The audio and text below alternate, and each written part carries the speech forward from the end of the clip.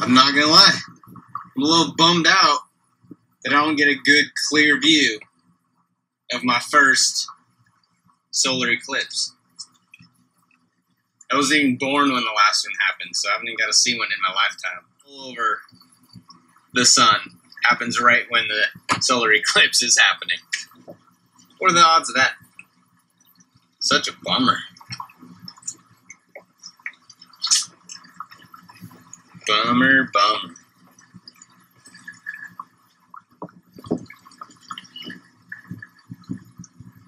Oh well.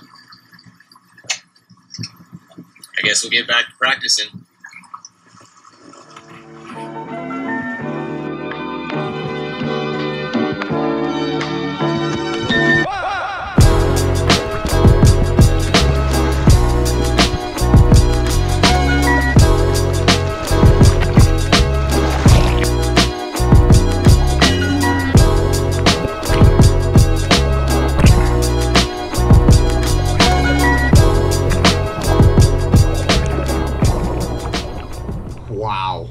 Talk about an action-packed week, guys. We had a solar eclipse. We had the Bassmaster Elite guys here. Lake St. Clair showed up absolutely huge at the Elite event, at a lot of the one-day events that happened this weekend, and just massive, massive fish coming out right now. Like this guy here, might as well start off showing one of the biggest fish I've seen come out of Lake St. Clair in terms of a smallmouth. This fish was caught by Joe Hamilton here on the U.S. side, is my understanding. It went 8 pounds, 14 ounces. Check this baby out.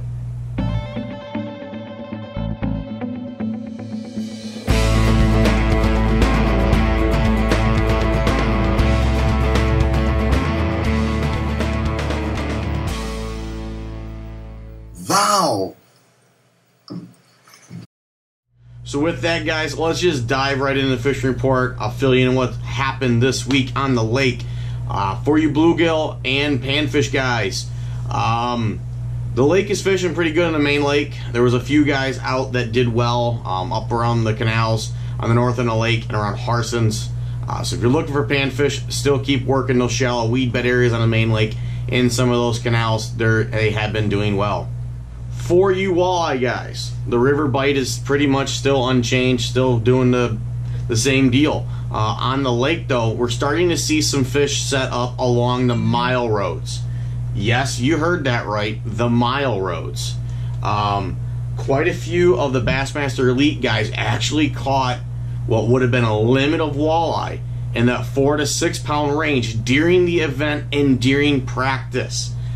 They were fishing that 12 to 15 foot of water, so that outside main weed bed along the mile roads does have walleye in it still.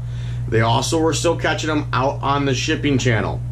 Sounded like around the St. Clair Light, the mid zone of the shipping channel was best this past week, but they can be found up and down the entire channel right now and down on the dumping grounds.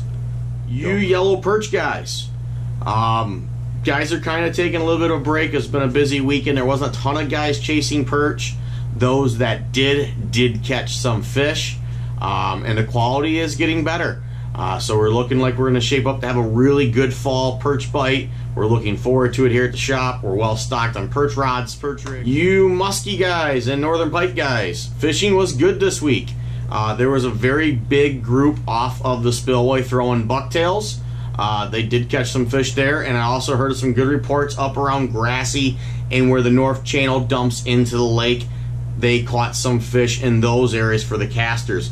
Trolling is trolling out here, guys. That's pretty much the same deal every year in the summer months. Do take care of those fish when you're trolling them up. They do get awfully tired. You need to spend a little bit of time reviving them next to the boat so they can swim off healthy, and we can keep a healthy muskie population out here for everyone. So, what can I say about the bass fishing this week, guys? Lake St. Clair showed up big time. This is honestly probably some of the best fishing for big fish I have seen the 6 years of working here at the shop, and it was absolutely amazing seeing guys from all over the country have success out here. At the same time, seeing the local tournament events having a phenomenal time. There was a one-day bag limit of 27.9 caught. I believe the gentleman's name was Eric that caught that bag. So congrats, dude. Hopefully I can get some pictures of that and share with you guys in the next report. That was an absolute epic bag. Earlier we saw the 8-pound, 14-ounce fish that Joe Hamilton got. So with all that going on and the elite guys pulling what they were pulling, you know, there's some high 25-pound bags, some 24-pound bags. It was just awesome. Being at the weigh-ins every day, watching the crowd literally not get excited over a 20-pound bag was just mind-boggling to me. But it just goes to show just how strong Lake St. Clair is fishing right now for big smallmouth. A lot of the elite guys were doing pretty much the same thing. A lot of drop shotting, a lot of tube, a lot of crankbait, just burning cranks, and also spy baiting. I believe it was about 3 or 4 of the top 12 guys used spy baits, drop shots, and tubes throughout the week. About 6 of them were really yanking on some crankbait, just burning them. Your DT 14s, your 5X and 6XD type crankbaits. That was the name of the game for a lot of these guys. On the drop shot rig, we actually saw something that's not too common for this lake. You usually see a lot of like small 3 and 4 inch Senkos and small little drop shot worms. The Lee brothers were actually fishing a Strike King Zutu, which is a fluke style bait with a split belly on it, but it's made out of Lastec, so it's really buoyant, has a lot of life to it.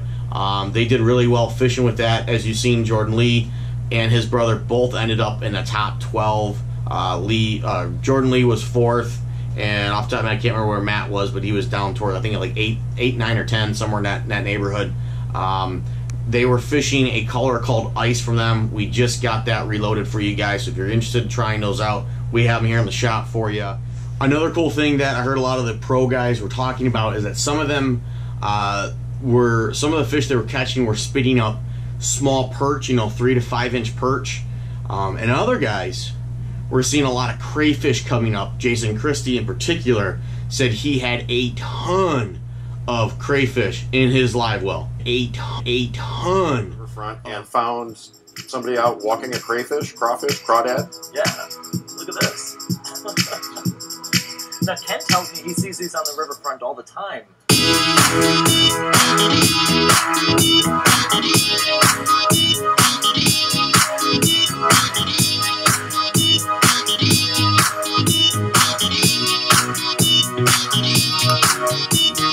Darters were a big bait for a lot of guys on the top 12. Green pumpkin was one of the favorite colors in tubes. A lot of different brands used, but a tube is a tube, guys. So if it's green pumpkin, thrower.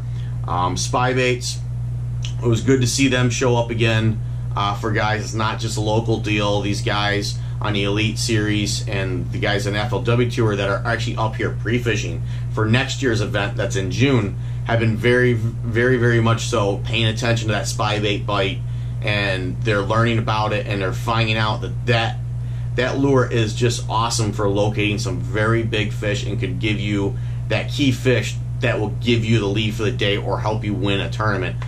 So if you're looking for bass, guys, most of the guys spent time along the mile roads that made it in the top 12. There's a couple little small areas here and there where guys caught fish on the Canadian side and along the shipping channel.